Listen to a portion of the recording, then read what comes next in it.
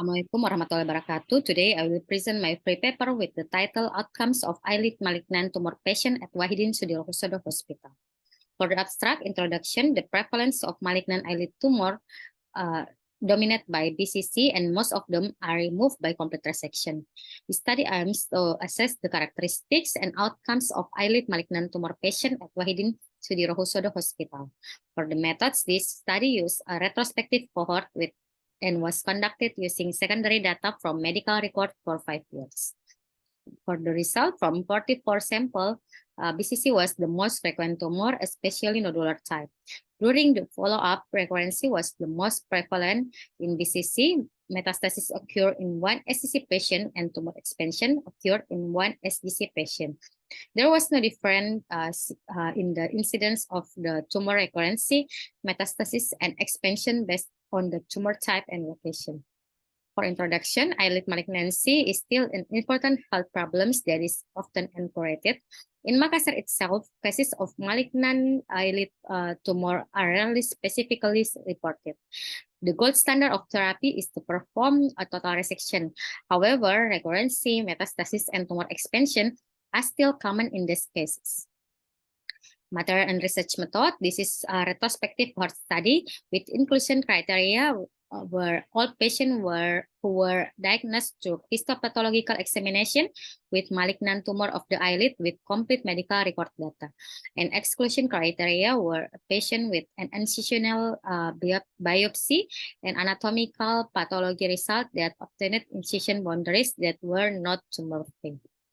For the result, in the study, we found 44 patients with malignant eyelid tumor with the mean age 54 years old and dominated by middle age group, gender dominated by female group, and UV exposure history dominated by indirect UV exposure.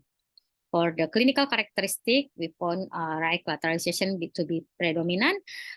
Tumor type most common in BCC, especially nodular type, and tumor location most common on the superior lid. For the outcome of the patient, we can see that recurrency occur in 25% of the patient. Metastasis only occur in one SCC patient. In this case, pulmonary metastasis occur. For the expansion, only occur in one SGC patient. In this case, there was tumor expansion to the right side of face.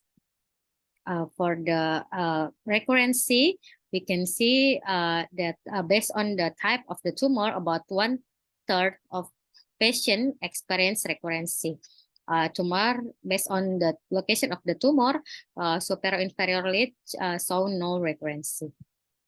And metastasis, we can see only occur in one SCC patient with onset 12 months and tumor located in the canthus involvement. For the tumor expansion, only occur in one SGC patient with onset 36 months and tumor located on the superior lid. For discussion, from a total 44 sample in our study, we found average age 54 years with dominant by female. This is in line with previous studies. The choice of treatment largely depends on the risk of lesion recurrency, depending on size, location, tumor margin, state of immunocompression, and the presence of aggressive clinical and histopathological features. The most common type of BCC is the nodular type. Most common recurrence lesion is morpheoform types, and local recurrence rate of periocular SCC occur within the first 3 years. SCC has a tendency to be locally aggressive with consequent tissue damage. Sentinel lymph node biopsy recommended, especially in the aggressive type. For the conclusion, there were no significant difference in recurrency, metastasis, and tumor expansion, as well as in the location of the tumor. The highest recurrency rate was found in the BCC, metastatic in SCC, tumor expansion in SGC. Follow-up must be done for at least 3 years after therapy.